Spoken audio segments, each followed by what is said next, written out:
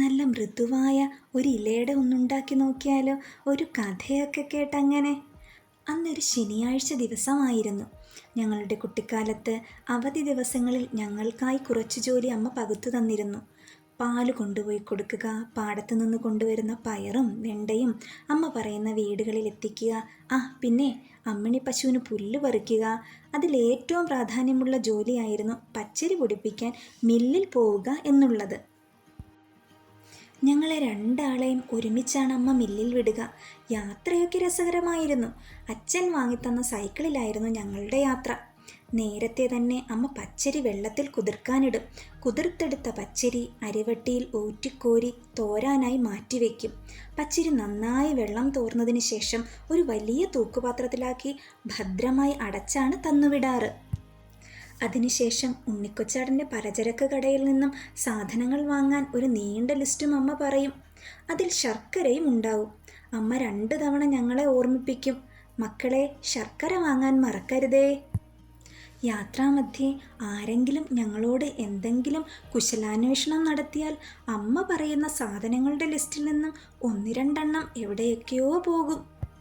ഞങ്ങൾ രണ്ടാളും പച്ചരിയൊക്കെ പൊടിപ്പിച്ചതിന് ശേഷം ഉണ്ണിക്കൊച്ചാടൻ്റെ കടയിലെത്തും.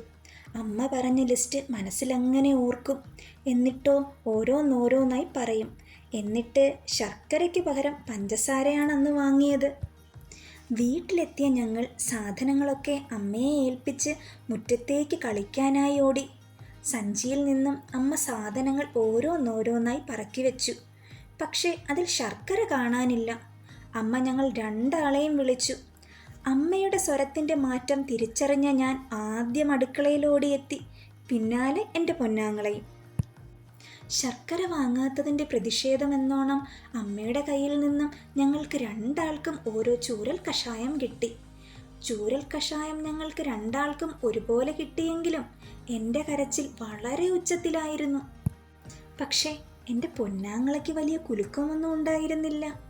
വാ ചേച്ചി, നമുക്ക് പോയി ശർക്കര വാങ്ങിയിട്ട് വരാം എന്ന് പറഞ്ഞ് അമ്മയുടെ കയ്യിൽ നിന്നും പൈസ വാങ്ങി എൻ്റെ കൈയും പിടിച്ച് കടയിലേക്കോടി. എൻ്റെ പൊന്നാങ്ങളയുടെ ആ സ്നേഹവും കരുതലും ഇന്നും എന്നോടൊപ്പമുണ്ട്. ശർക്കരയുമായി എത്തിയ ഞങ്ങളുടെ പിണക്കം മാറ്റാനായി അമ്മ ഇലയട ഉണ്ടാക്കാനായി അടുക്കളയിലേക്ക് പോയി. ഒപ്പം ഞാനും. ഞാൻ അമ്മയെ ചുറ്റിപ്പറ്റി അടുക്കളയിൽ തന്നെ നിന്നു. അരിപ്പൊടി എടുത്ത് അതിൽ ചൂടുവെള്ളവും കുറച്ച് ഉപ്പും ചേർത്തിളക്കി നല്ല മൃദുവായി കുഴച്ചു മാറ്റി. അമ്മ അരിപ്പൊടി കുഴയ്ക്കുന്ന സമയം ഞാൻ അമ്മയ്ക്ക് തേങ്ങ ചിരകി കൊടുത്തു. പിന്നെ വാഴയില വെട്ടിക്കഴുകി ചെറുതായി ഒന്ന് വാട്ടി. അതിനുശേഷം ശർക്കര പാവ് കാച്ചി അതിലേക്ക് ചിരകിയ തേങ്ങ ചേർത്തിളക്കി മാറ്റി വെച്ചു. വാട്ടി വച്ചിരുന്ന വാഴയിലയിൽ മാവ് നന്നായി പരത്തി ശർക്കര കൂട്ട് നിറച്ച് ഇല മടക്കി മാറ്റി. പിന്നെ ഇഡ്ഡലിപ്പാത്രത്തിലേക്ക് ഓരോ ഇലയുടെയും തിരികെയും കുറുകെയും വെച്ച് ആവിയിൽ വേവിച്ചു. എന്നിട്ടൊരു നീണ്ട കാത്തിരിപ്പാണ്. അമ്മ ഇഡ്ഡലിപ്പാത്രത്തിൻ്റെ അടപ്പ് തുറക്കുമ്പോൾ വരുന്ന ആവിയും മണവും അടുക്കളയിലെങ്ങും പരക്കും. ഒരടി കിട്ടിയാലെന്താ, അമ്മയുടെ കൈപുണ്യം നിറഞ്ഞ ഇലയട കഴിക്കാൻ പറ്റിയല്ലോ. അപ്പോൾ മറ്റൊരു കഥയുമായി നാളെ.